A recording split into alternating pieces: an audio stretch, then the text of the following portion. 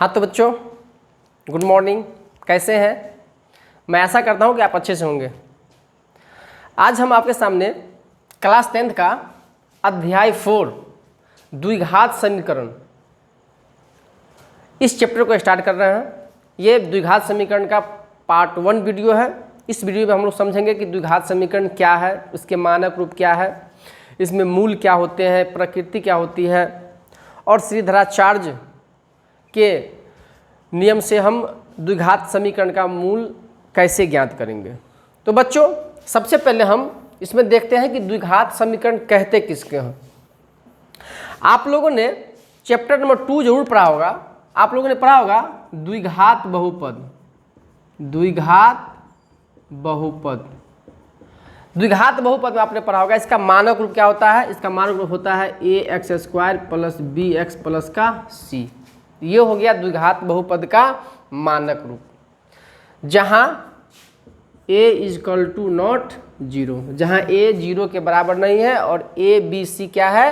तो वास्तविक संख्या है। a b c क्या है? a b c क्या है? वास्तविक संख्याएं हैं। a b c क्या है? तो वास्तविक संख्या। ये आप जानते होंगे, ये द्विघात बहुपद का मानक रूप है। द्विघात समीकरण और द्विघात बहुपद में कुछ भी अंतर नहीं है। सिर्फ एक बात ध्यान रखने की है कि द्विघात समीकरण किसे कहते हैं। जो द्विघात बहुपद है, सपोज ये देख रहे हैं, यानी कि ax² plus bx plus c = 0, यही हो गया द्विघात समीकरण। यानी अगर किसी भी द्विघात बहुपद के मानक रूप में अगर हम 0 बराबर की उसर लगा देते हैं तो वो हो जाता है समीकरण, और अगर 0 हम हटा देते हैं तो हो जाता है बहुपद। तो बच्चों, देखा आपने? क्या आप इस बात को समझ गए? समीकरण और द्विघात बहुपद में क्या अंतर है? एक ही बेसिक अंतर है कि अगर द्विघात बहुपद के मानक रूप में अगर हम 0 लगा देते हैं तो वो हो जाता है समीकरण, और अगर 0 हटा देते हैं तो वो हो जाता है बहुपद। क्या आप इस बात को समझें? अगर आप इस बात को समझ गए होंगे तो आप द्विघात बहुपद बिल्कुल इजी वे में समझ जाएंगे। तो बच्चों, द्विघात समीकरण कहते किसे हैं? तो आप इसका लिखिए। आपसे अगर पूछे कि द्विघात समीकरण कहते किसे हैं, द्विघात समीकरण किसे कहते हैं, तो ax² plus bx plus c = 0, ax² plus bx plus c = 0 के रूप का, ax² प्लस bx प्लस 0 के रूप का कोई भी द्विघात समीकरण, ax² plus bx plus c = 0 के रूप का कोई भी समीकरण,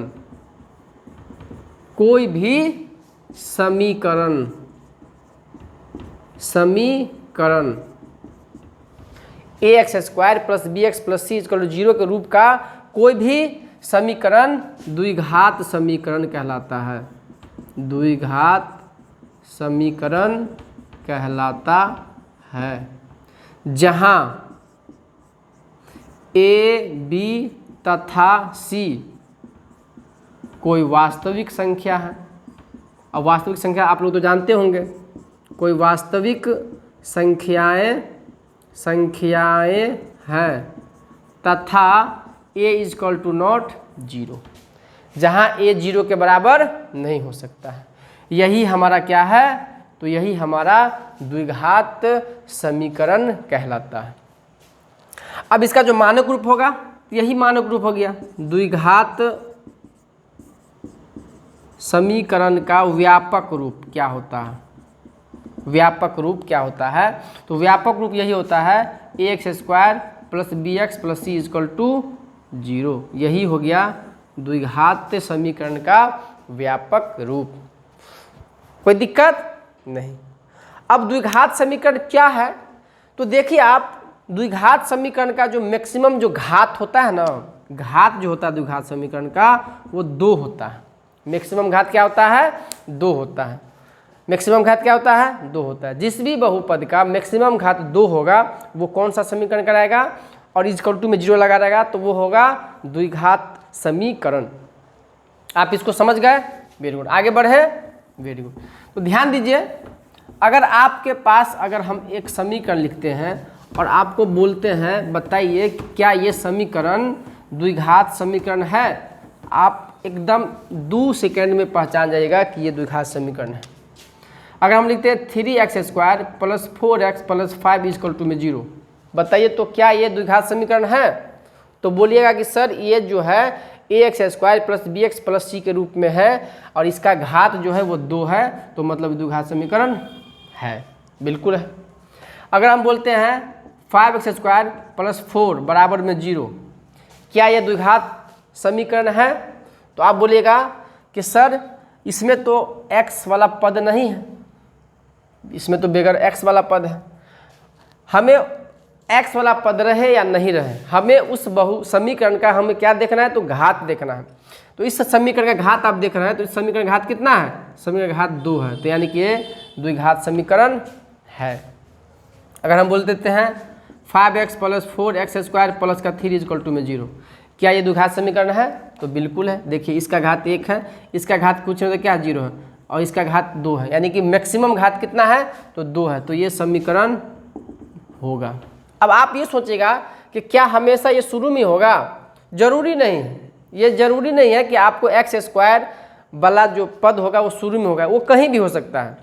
अगर वो शुरू में नहीं है तो समझिए द्विघातीय बहुपद है, अगर नहीं भी है तो कहीं लास्ट में हो सकता है। जैसे इसमें देखिए बीच में है, हम 3 + 2x + 5x² हम दे दिए इक्वल टू में 0 दे दिए, क्या ये द्विघात समीकरण है? बिल्कुल है। कहीं पे तो हमको 2 घात नजर आना चाहिए, जैसे हमें 2 घात नजर आ जाएगा तो हम समझेंगे कि ये द्विघातीय समीकरण है। अब बच्चों बात यहाँ देखना है कि हमने आपको लिखाया था और इसको बोलेंगे क्या व्यापक रूप में है? द्विघातीय समीकरण का व्यापक रूप में है? तो जी ये व्यापक रूप में नहीं है।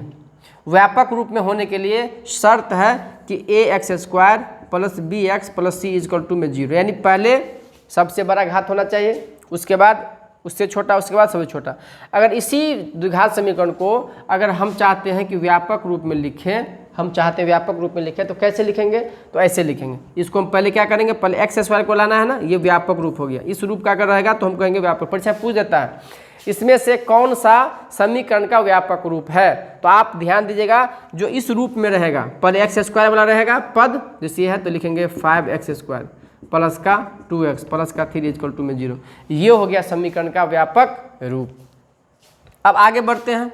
क्या कभी ऐसा भी होता है कि बराबर के अगर उस साइड 0 नहीं रहेगा तो क्या वो समीकरण नहीं होगा? आप सोचे होगा कि हर जगह हमने 0 दिया। अब इसको एक एग्जाम्पल से समझ लेते हैं। अगर 8x² प्लस का 4x बराबर में 8 है, सपोज दैट, क्या ये द्विघातीय समीकरण है? तो हम देखेंगे कि बराबर के उधर 0 नहीं है, तो हम क्या करेंगे? उस वाले अंक को जो हमारे दाएं साइड में है उसका पक्षांतर करके हम इस साइड जब लाते हैं 8x² प्लस 4x, और ये प्लस में है, जब पक्षांतर होता है तो चिन्ह बदल जाता है, बराबर में 0। देखिए क्या ये इस रूप में आ गया? क्या ये हमारे ये मानक रूप में आ गया? ax² plus bx plus c के रूप में आ गया, तो बिल्कुल ये द्विघातीय समीकरण है। अब बात आती है इसमें पहचानने का कि हम इस समीकरण में जहाँ कहीं भी हमें द्विघातीय समीकरण दिया रहेगा उसमें हम a b c कैसे जानेंगे। तो आप लोग बहुपद में पढ़े होगा, जब शून्य के निकाले रहेंगे, शून्य का योगफल, शून्य का गुणनफल जब निकाले रहिएगा तो उसमें आपको बताया गया, हमने बताया था कि a, b और c क्या होता है। तो देखिए यहाँ देखिए x² का जो गुणांक होता है उसको हम a कहते हैं, x का जो गुणांक होता है उसको हम b कहते हैं, और अचर पद को c कहते हैं। अब बताइए इसमें a का मान क्या होगा? ये होगा x के पहले जो उसको हम a कहेंगे, x² के पहले उसको a कहेंगे, x के पहले को क्या कहेंगे? b, और अचर पद को c। ये आपको जरूरी नहीं कि पहले a ही रहेगा, b रहेगा, c रहेगा। व्यापक रूप में तो इसी रूप में रहेगा। अगर आपको इसी सवाल में अगर हम इसमें पूछे, सपोज दैट ये सवाल दिया गया है, बताइए इसमें a b c कौन सा है? इसमें a b c चुनना है, तो हम कैसे चुनेंगे? चुनिए। तो हमने क्या बोला कि x² के गुणांक a कहते हैं, यानी कि ये a हो जाएगा, इसमें 5 क्या हो जाएगा? a, और ये 2 क्या हो जाएगा? b, और ये अचर पद क्या हो जाएगा? c। तो आपको ये ध्यान रखना है कि a b c क्या होगा। हम एक सवाल देते हैं, -3 प्लस 4x² माइनस का 5x बराबर में 0, इसमें हमें a b c ज्ञात करके बताइए। a बराबर बी बराबर और सी बराबर क्या होगा बताइए, फटाक से बताइए। आप देख रहे हैं तो मन में आपको विचार आया होगा। हम इसमें देखेंगे कि एक्स स्क्वायर के गुणांक को हम ए कहते हैं, तो एक्स स्क्वायर ये है ना, इसका जो गुणांक है ये यही हो जाएगा ए। बी क्या हो जाएगा, एक्स के गुणांक माइनस का 5 और सी माने अचर पद। ये जरूरी नहीं है कि आप शुरू में हमेशा आपको ए ही रहेगा, ए कहीं भी रह सकता है, इसी 3 में रहेगा।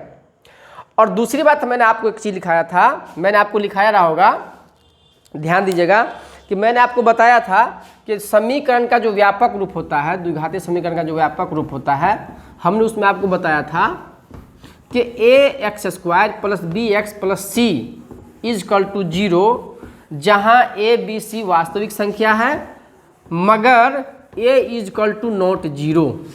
आपने जरूर देखा होगा। देखिए मैंने लिखाया था कि A X square plus B X plus C बराबर 0, comma A is equal to not 0। इसका मतलब क्या होता है, A is equal to not 0 का मतलब कि ए 0 के बराबर कभी नहीं होना चाहिए। अगर 0 के बराबर अगर हो जाएगा तो क्या होगा, ध्यान दीजिएगा। अगर हम बोलते हैं बताइए 3x square plus 5x is equal to में 0, आप बताइए इसमें a का मान क्या है और b का मान क्या है और c का मान क्या है। तो a का मान तो इसमें हो जाएगा बाबू रे 3, इसमें तो कोई दिक्कत नहीं है, वेरी गुड। b का मान क्या हो जाएगा, तो x के गुणांक को हम b कहते हैं तो b हो जाएगा हमारा 5। और इसमें c माने होता है अचर पद। अब इसमें तो कोई पद है ही नहीं, अचर पद इसमें नहीं ना है, तो अचर पद नहीं है तो c का मान तो होना चाहिए ना, c का मान तो होगा तभी तो द्विघातीय समीकरण होगा। तो c का मान कुछ ना कुछ होना चाहिए, इसमें तो कुछ नहीं है, तो कुछ नहीं तो इसका मतलब हो गया कि c 0 के बराबर होगा।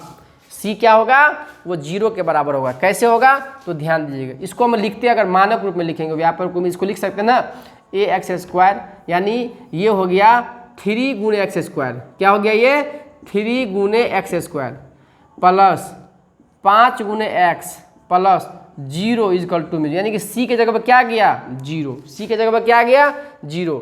इसलिए 0 क्या होता है, रहे या नहीं रहे वो हट जाता है। तो c जब 0 हो जाता है इसलिए हम c 0 को लिखते ही नहीं है, इसलिए क्या हो गया यहाँ पे c 0 हो गया। इसको समझ गए। तो c 0 हो सकता है, b 0 हो सकता है, मगर a 0 नहीं हो सकता है। अब हम आगे समझाते हैं। अगर हम इसी सवाल में लिखते हैं 9x स्क्वायर प्लस का 5 इज इक्वल टू में 0, बताइए क्या ये द्विघातीय समीकरण है, ये तो बिल्कुल है। अब इसमें a का मान क्या होगा, b का मान क्या होगा और c का मान क्या होगा। तो एक्स स्क्वायर का जो गुणांक होता है उसको हम a कहते हैं, तो मतलब एक्स स्क्वायर का गुणांक यहाँ 9 है तो ये 9 हो जाएगा a। b यानी x का गुणांक, तो इसमें x वाला तो पद नहीं है तो b तो इसमें है ही नहीं। c माने अचर पद यानी c हो गया, तो b तो कुछ ना कुछ होगा। b हुआ क्या, कहाँ गायब हो गया, b का मान तो रहना चाहिए, क्योंकि जब तक हम इसको इस रूप में नहीं बना लेंगे तब तक वो तो द्विघात समीकरण होगा ही नहीं। तो b जो होगा वो 0 होगा, b क्या होगा वो 0 होगा, क्योंकि उसका गुणांक 0 रहा होगा। यहाँ पे हम इसको लिख सकते हैं 9 गुने एक्स स्क्वायर प्लस का 0 गुने एक्स प्लस का 5, यानी 9x स्क्वायर, यानी कि a के जगह 9 देंगे, b के जगह 0 देंगे, अचर पद को c देंगे। जब इसको हम सॉल्व करेंगे तो हो जाएगा 9x स्क्वायर प्लस, और 0 को जब x से गुना करेंगे तो क्या हो गया, भस्म हो गया। 0 का नाम है भस्मासुर। तो 0 का जब हम किसी भी चर से गुना कीजिए या अचर राशि से गुना कीजिए वो क्या हो जाता है, उसको गायब कर देता है। तो यानी कि ये क्या हो जाएगा, ये गायब हो जाएगा और क्या बच जाएगा प्लस का 5 इज इक्वल टू में 0। तो ये a 0 नहीं हो सकता है, b और c 0 हो सकता है। अब सवाल आता है आपके मन में कि सर a 0 क्यों नहीं हो सकता है, आना चाहिए, स्वाभाविक बात है। तो क्यों नहीं हो सकता है, इस एग्जाम्पल से आप बिल्कुल स्पष्ट हो जाएंगे कि a 0 क्यों नहीं हो सकता है। b और c तो 0 हो सकता है, बहुत अच्छी बात है, लेकिन a 0 क्यों नहीं हो सकता है वो आप एग्जाम्पल से समझिए। अगर हम बोलते हैं कि मान के चलिए 3x plus 5 is equal to में 0, 3x plus 5 is equal to में 0। अब बताइए इसमें a बराबर, b बराबर, c बराबर, तो a का मान एक्स स्क्वायर का गुणांक होगा, तो इसमें एक्स स्क्वायर का गुणांक नहीं है तो वो तो होगा ही नहीं। b का मान क्या है, x का गुणांक 3 और c का मान है 5। आप चाहेगा कि सर जैसे पिछले एग्जाम्पल में हमने देखा कि 9x² + 5 है, इसमें x वाला नहीं था तो हमने वहाँ पे 0 × x कर दिया, यानी x वाला ले आया। उससे पहले एग्जाम्पल में बगैर x वाला नहीं था तो उसको हमने 0 मान लिया। ठीक है, क्या इसको हम 0 मान सकते हैं? हम इसको 0 × x² तो लिख सकते हैं। तो बाबू रे जब 0 को x² से गुना कीजिएगा, यानी 0 a को मानिएगा, तो 0x² गुना करने के बाद इसको तो गायब ना कर दिया, ये तो गायब हो जाएगा। तो जब गायब हो जाएगा तो ये हमारा समीकरण बच जाएगा। ये हमारा समीकरण क्या हो जाएगा? बच जाएगा। तो ये समीकरण द्विघातीय समीकरण है?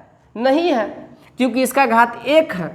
तो जिस बहुपद का यानी जिस समीकरण का अधिकतम घात 1 होता है उसे रैखिक समीकरण कहते हैं, वो तो द्विघातीय समीकरण हुआ ही नहीं। इसीलिए 2 चर वाले रैखिक समीकरण में जो उसका व्यापक रूप होता है ax² + bx + c = 0 में a 0 के बराबर नहीं होगा, क्योंकि जब a हम 0 के बराबर कर देते हैं तो क्या होता है, x² गायब हो जाता है और वो द्विघातीय समीकरण रह ही नहीं जाएगा। इसलिए a = नॉट 0 होता है। इसलिए a 0 × x² + 5x + c अगर आप हम चाहेंगे लिखने के लिए, आप जबरदस्ती कोई कहना हम 0 लिखेंगे तो लिखिए, कोई दिक्कत नहीं। लिखिएगा तो इसका क्या हल निकलेगा? ये तो 0 से गुना करें तो 0 न हो गया, तो उड़ गया, तो बच गया 5x + c = 0। तो ये द्विघातीय समीकरण है ही नहीं, ये हो गया रैखिक समीकरण। तो बच्चों आप इसको समझ गए? Very good. अब हम क्या करेंगे, हमें सवाल में पूछता है कि बस पहचानिए कि ये द्विघातीय समीकरण है या नहीं है। पहचानना है कि ये द्विघातीय समीकरण है या नहीं। हम कैसे पहचानेंगे वो ध्यान दीजिए। अगर हमारे पास सवाल दे दे कि बताइए 3x² + 4x + 5 = में 9x² - 8x + 4, बताइए क्या ये द्विघातीय समीकरण है?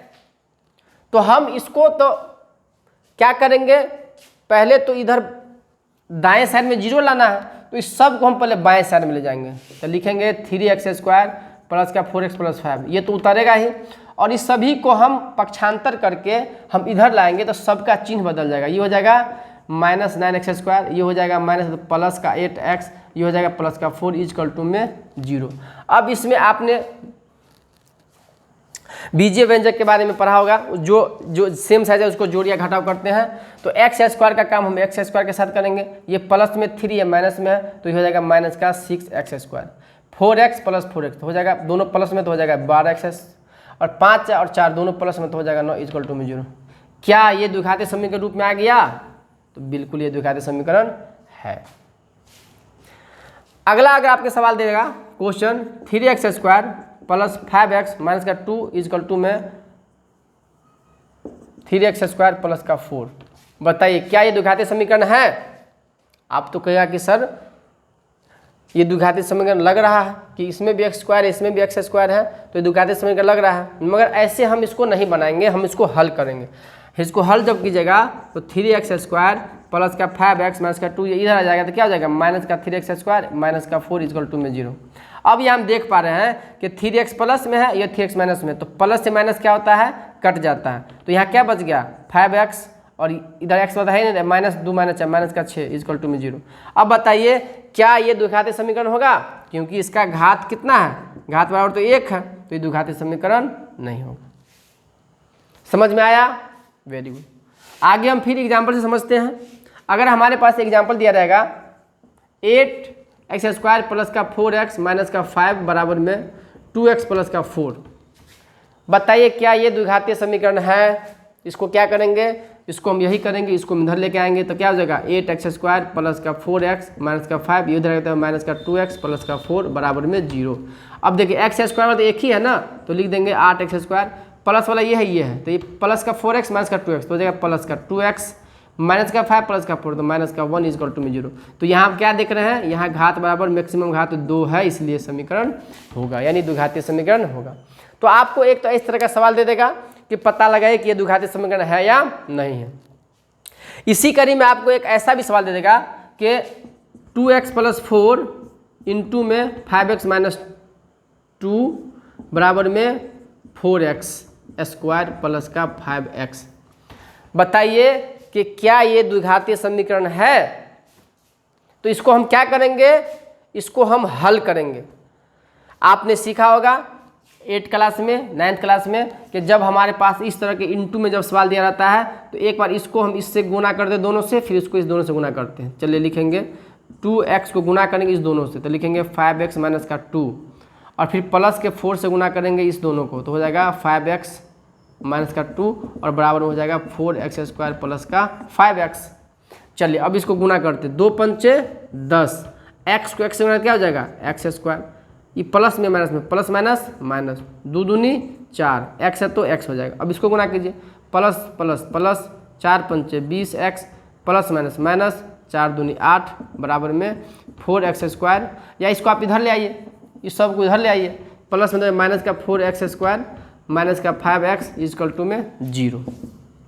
अब क्या करेंगे, इसको देखेंगे क्या कोई x स्क्वायर या बगैर x वाला घटने वाला है, ये भी x स्क्वायर है, ये भी x स्क्वायर है, ये प्लस में या माइनस में घट जाएगा तो हो जाएगा 6x स्क्वायर, ये माइनस का 4x है, ये प्लस का 20x है और यहाँ माइनस का 5x है, तो माइनस दोनों जुट जाएगा तो माइनस का 9x हो जाएगा और प्लस का 20 है तो हो जाएगा प्लस का 11x, यानी कि दोनों माइनस को जोड़ करके प्लस में से घटा दिए, और ये माइनस का 8 हो जाएगा इक्वल टू में 0। यानी कि हम देख पा रहे हैं कि ये जो है इसका जो घात है, इसका घात कितना है 2 है, यानी कि ये समीकरण है। अब बच्चों हम इसमें और थोड़ा सा एक डीप में ले जाते हैं और आपको एक 2-4 सूत्र है, मैक्सिमम 2-4 सूत्र है, उसको आप उसके आधार पे आपको सीखना होगा कि हम कैसे सीखेंगे कि द्विघातीय पहचानेंगे कि कैसे ये द्विघातीय समीकरण है या नहीं है। तो उस सूत्र को आप बचपन से सीखे रहिएगा, 8वां क्लास से 7वां क्लास से जरूर पढ़े होइएगा। उस सूत्र जो a प्लस बी का whole square, a minus B का whole square, a square minus B square बराबर क्या होता है, a प्लस बी का होल क्यू बराबर क्या होता है, a माइनस बी का होल क्यू बराबर क्या होता है। इससे रिलेटेड भी सवाल आपको पूछता है, तो ये सूत्र आपको याद रहनी चाहिए ताकि आपको आगे दिक्कत नहीं हो। चलिए हम ध्यान देते हैं, सूत्र आता है, पहला सूत्र आता है कि a प्लस बी का होल स्क्वायर बराबर क्या होता है, तो a प्लस बी का होल स्क्वायर बराबर होता है a square plus B square plus का 2ab। दूसरा इसका सूत्र होता है कि a माइनस बी का होल स्क्वायर बराबर क्या होता है, तो a माइनस बी का होल स्क्वायर होता है a स्क्वायर प्लस का बी स्क्वायर माइनस का 2ab। तीसरा होता है कि a प्लस बी इंटू में a माइनस बी बराबर क्या होता है, तो होता है a square minus B square होता है।